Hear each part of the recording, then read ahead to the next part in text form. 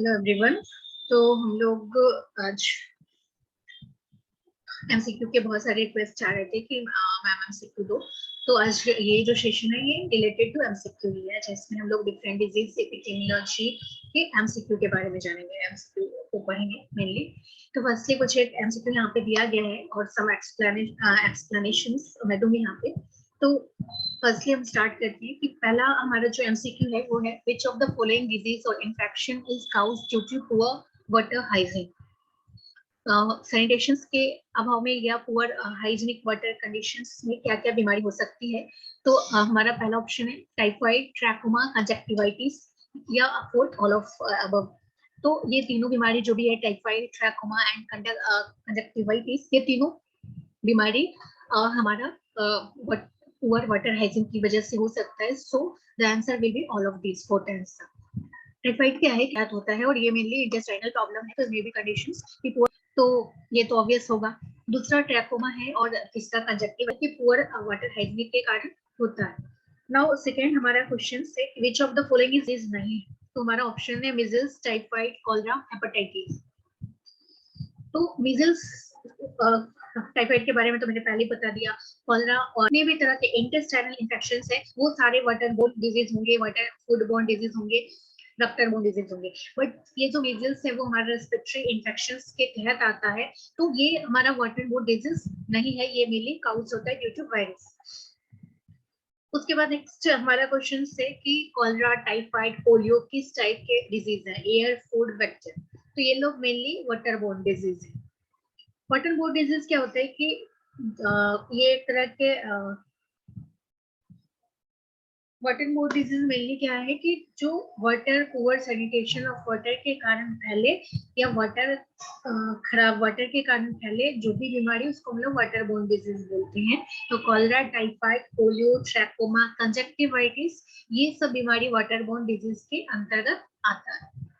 Now, fourth question is the branch of science which deals with study of living organism that are microscopic in size. तो microscopic in size है तो microbiology obvious, क्योंकि epidemiology क्या है कि हम लोग कोई भी बीमारी का स्प्रेड पढ़ते हैं या फिर उसके कैसे बचाव कर सकते हैं, तो वो एक पूरा साइंस को हम लोग एपिडेमियोलॉजी बोलते हैं। पॉपुलेशन से रिलेटेड जो भी चीज हम पढ़ते हैं दैट इज डेमोग्राफी, और लाइफ के बारे में जो हम पढ़ते हैं वो biology. Okay, so the correct option will be microbiology.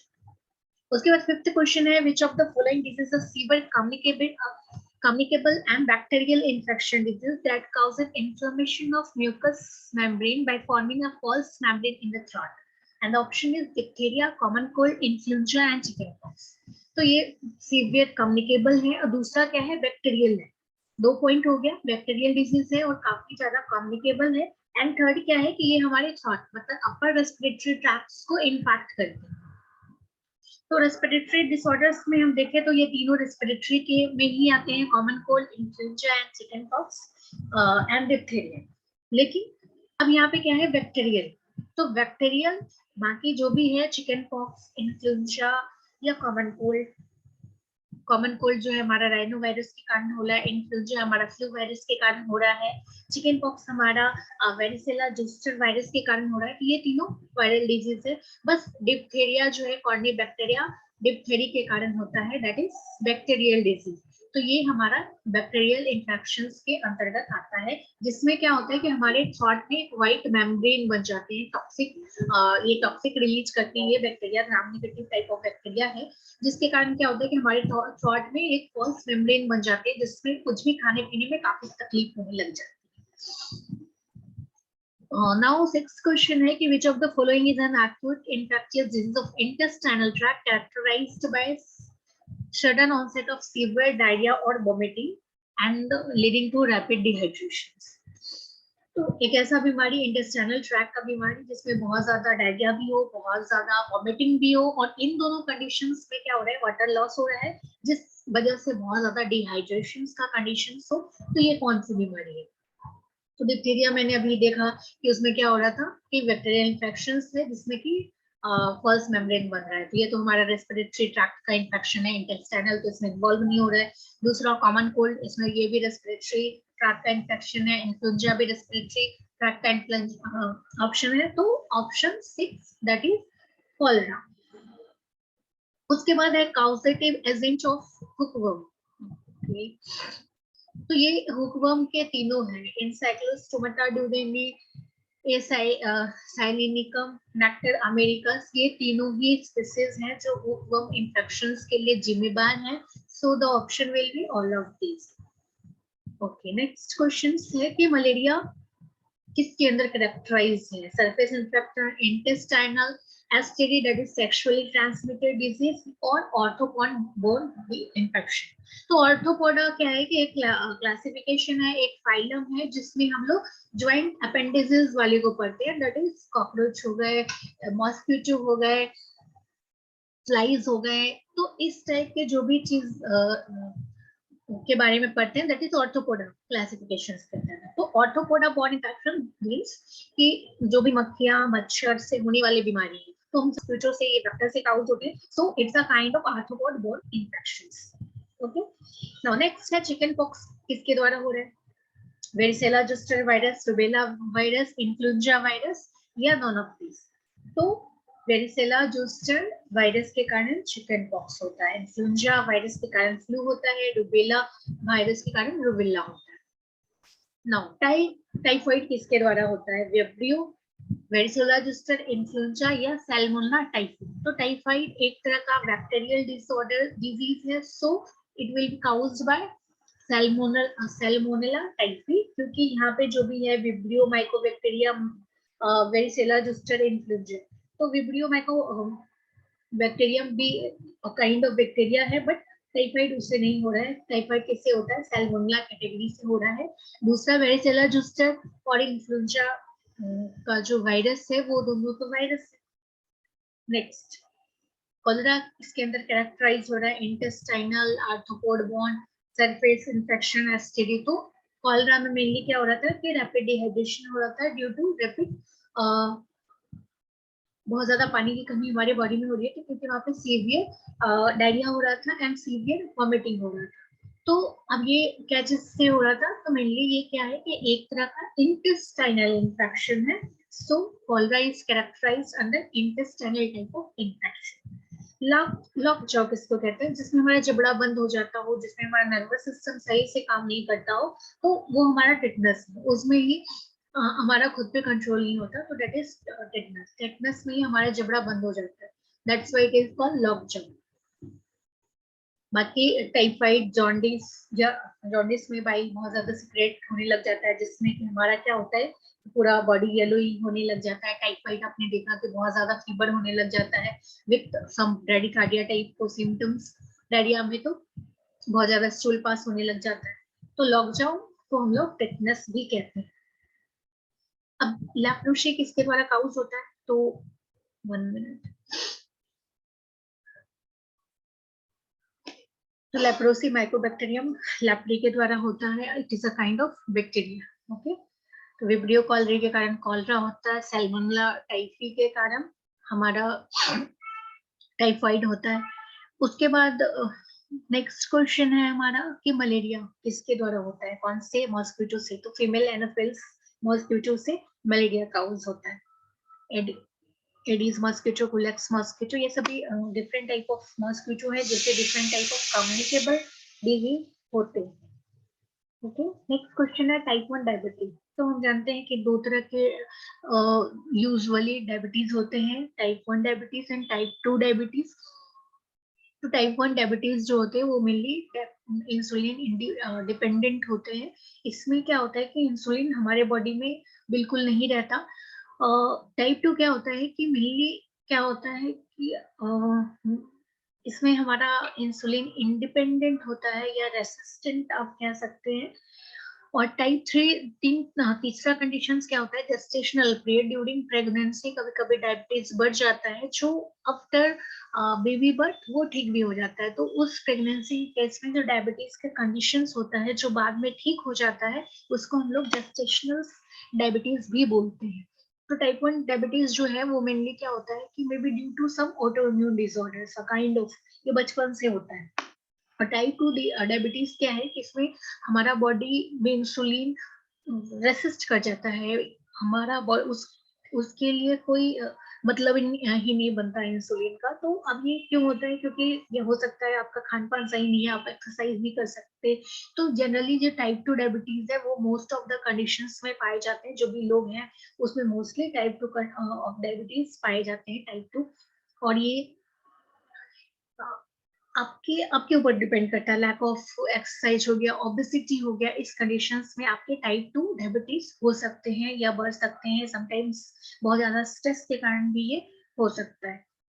Now हमारा क्वेश्चन है which of these is STD sexually transmitted. तो एड्स ये तो बहुत नॉर्मल है। एचआईवी वायरस को हम लोग रेट्रोवायरस भी बोलते हैं, क्योंकि राइनो वायरस के कारण क्या होता है, कॉमन कोल्ड होता है। रेट्रोवायरस के कारण एचआईवी एड्स होता है। लाइजा वायरस के कारण लाइजा वायरस समथिंग रिलेटेड टू शायद प्लेग रहता है, I am not confirm but शायद। ओके, नेक्स्ट है कि विच of the following is a chronic communicable disease of eyes.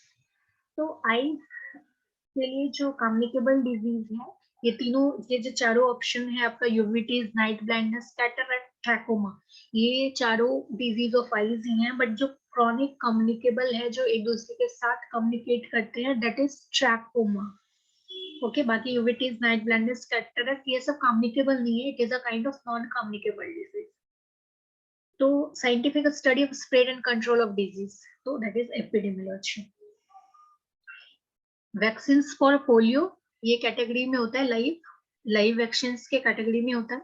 दूसरा इनएक्टिवेट। तो हमारा जो कंडीशन होता है वैक्सीन का, वो दो तीन तरह का होता है। एक लाइव होता है जिसमें वायरस जिंदा रहता है, मतलब जो भी माइक्रो ऑर्गेनिज्म जिससे भी बायोटेक्नोलॉजी से जिस भी प्रोसीजर से बनाया जाए उसमें लाइव दिया जाता है, जिंदा दिया जाता है। उसके टॉक्सिन्स वाले पोर्शंस को खत्म करके उसको जिंदा दिया जाता है, हमारे बॉडी में इंट्रोड्यूस किया जाता है। इनएक्टिवेटेड में क्या रहता है कि वो जिंदा नहीं रहता है या किल्ड रहता है। किल्ड वाले में वो बहुत ज्यादा खतरनाक हो सकता है, हमारे बॉडी में म्यूटेट होता है, तो सो वो किल्ड में रहते हैं। तो लाइव और किल्ड में अंतर क्या है कि लाइव में ज्यादा पोटेंट है, बहुत ज्यादा पोटेंट है, तो उसका ड्यूरेशन डोजेस हमारे बॉडी में कम है। किल्ड का बहुत ज्यादा पोटेंट नहीं है, दैट्स वाई उसके साथ हमको बूस्टर डोज भी लेना पड़ता है। तो पोलियो का जो वैक्सीन है हालांकि दोनों में उपलब्ध है, बट जो इंडिया में चल रहा है that is live vaccine. TPT, diphtheria, pertussis, tetanus. उसके बाद है कि कौन सा कम्युनिकेबल डिजीज नहीं है। तो diabetes obvious kind of non communicable है, may be due to heredity हो सकता है, ये ट्रांसफर हो सकता है एक दूसरे से जनरेशन टू जनरेशन, तो ये हेरिडिटी वाले हैं बट ये कम्युनिकेबल नहीं है। बाकी मलेरिया, टाइफाइड, डायरिया ये सारे कम्युनिकेबल है। फिलेरियासिस के लिए कॉजेटिव एजेंट ये तीनों हैं, उचेरिया बैनक्रॉफ्टी, ब्रूगिया मलाई एंड ब्रूगिया टाइमेरी, तीनों। वायरल डिजीज तो डायरिया, टाइफाइड, कॉलरा और पोलियो। इन सब में पोलियो के लिए जो खास कॉजेटिव एजेंट है वो पोलियो वायरस है, तो ये एक तरह का वायरल डिजीज है। बाकी टाइफाइड एक तरह का बैक्टीरियल डिजीज है, सैल्मोनेला के कारण होता है। डायरिया है, कॉलरा विब्रियो कॉलरे के कारण होता है, काइंड ऑफ बैक्टीरियल डिजीज। और डायरिया के कंडीशन अलग हो सकते हैं, कॉजेटिव एजेंट अलग हो सकते हैं। मिजल्स वायरस के कारण होता है, या रुबेला वायरस कह सकते हैं। दो तरह के वायरस होते हैं, rubeola virus and rubella virus, तो ये रुबेला वायरस के कारण होता है। मलेरिया के कारण ये तीनों स्पीसीज हैं, फेल्सीपेरम, विवेक्स एंड मेलेरी। बट जो फेल्सीपेरम है वो सबसे ज्यादा खतरनाक है। अगर किन्हीं को ये स्पीसीज का हो गया, फेल्सीपेरम के द्वारा हो गया, तो वो बहुत ज्यादा नोटोरियस है, तो may be may leads to death. Next question है arthropod infection. Arthropod bone infection, I think ये क्वेश्चन डिस्कस हो चुका है, फिर से ये आ चुका है। Okay, next question is which of the following disease affects immune system. तो एड्स सबसे ज्यादा हमारे इम्यून सिस्टम को खराब करता है। एड्स में क्या होता है, वो सिंड्रोम होता है, बाकी जैसे ही हमारी इम्यूनिटी खत्म होती है हमें सभी तरह की बीमारियां आ जाती है, तो वो बीमारी हमारा एड्स है। टॉक्सवाइड, जिसमें कि ट्रीटमेंट के लिए यूज किया जाता है, टॉक्सवाइड एक सेगमेंट लिया जाता है, तो वो टेटनस में यूज करते हैं हम लोग। नेक्स्ट क्वेश्चन है कि carrier for rabies, 1 minute, okay, the disease whooping cough, whooping cough जिसमें कि बहुत ज्यादा खांसी हो जाता है, whoop साउंड, एक क्रैक साउंड आता है, दैट इज उस एक बीमारी को हम लोग whooping cough बोलते हैं। और ये जनरली या पर्टूसिस भी बोलते हैं। और ये किसके द्वारा होता है? काइंड ऑफ बैक्टीरियल डिसऑर्डर से जो बॉर्डीटेला पर्टूसिस के कारण होता है। ओके, नेक्स्ट है इन डिप्थीरिया। डिप्थीरिया में क्या है कि अभी हमने पहले भी पढ़ा है कि डिप्थीरिया में क्या है कि बैक्टीरिया के कारण एक फॉल्स मेम्ब्रेन हमारे थ्रोट में बन जाता है, गले में बन जाता है। तो ये क्या है कि हमारे अपर रेस्पिरेटरी ट्रैक्ट का एक बीमारी है। रेबीज काउज करने वाले को हम लोग बोलते हैं तो ये जो लाइजा वायरस था वो रेबीज काउज करता है। यस। उसके बाद sip, which of the following, okay sip, यहाँ पे जो ये सिप है ये हमारा फोर्थ ऑप्शन होगा after cow. This will be the fourth option and the 33rd question will be which of the of these is a bacterial disease। तो gout, night blindness, none of these and typhoid। तो typhoid, थोड़ा कुछ problem हुआ होगा may be PDF form करने में। Incubation for typhoid is mainly 10 to 15 days। Food poisoning का characteristic सभी हमें चक्कर आता है, वॉमिटिंग होता है, बहुत ज्यादा डायरिया होता है, ये तीनों कैरेक्टरिस्टिक्स फूड पॉइजनिंग के हैं। Which of the following is a waterborne disease? ये क्वेश्चन बार बार रिपीटेड है। Now not live attenuated vaccines, मतलब कि कौन किल्ड एटेन्यूएटेड वैक्सीन्स है? तो ऑब्वियस पर्टूसिस। बाकी बीसीजी, ओपीवी और मिजल्स ये तीनों लाइव एटेन्यूएटेड वैक्सीन है। SARS-CoV-2 कैसे फैलता है? तो ये डायरेक्टली भी फैल सकता है, इनडायरेक्टली भी फैल सकता है। तो ड्रॉपलेट इन्फेक्शन से फैल सकता है, किसी से डायरेक्ट कॉन्टेक्ट से फैल सकता है, एरोसोल हवा में जो भी ड्रॉपलेट गया है उससे फैल सकता है। तो so option will be all of this. Meningococcal meningitis जिसमें एक खास बैक्टीरिया के कारण होता है जिसको हम लोग नाइजीरिया मेनिंजाइटिस बोलते हैं। ओके, नेक्स्ट इबोला को डायग्नोसिस कैसे करते हैं? तो इबोला को डायग्नोसिस करने के लिए हम लोग ये सारे टेस्ट करते हैं, लिसा टेस्ट करते हैं, आईजीएम एलिशा टेस्ट करते हैं या पीसीआर टेस्ट करते हैं, सभी कर सकते हैं हम लोग। तो इबोला जनरली क्या है कि वायरस के कारण हो रहा है, तो ये सारे टेस्ट हम लोग करते हैं। सीरम हेपेटाइटिस हम लोग, सॉरी यहाँ पे हेपेटाइटिस बी को हम लोग सीरम हेपेटाइटिस बोलते हैं। तो option will be hepatitis B. यहाँ पे ऑप्शन ए कर दिया गया है but option will be hepatitis B. Next है एक्यूट डिजीज जिसमें बहुत ज्यादा डायरिया और बहुत ज्यादा वोमिटिंग होता है, तो ऑब्वियस कॉलरा है। उसके बाद है H5N1 को क्या बोलते हैं? तो ये एवियन फ्लू है जिसको आप लोग बर्ड फ्लू भी बोलते हैं। तो ये हमारा आज का एमसीक्यू था। नेक्स्ट एमसीक्यू हम लोग नेक्स्ट डे पढ़ेंगे। ओके।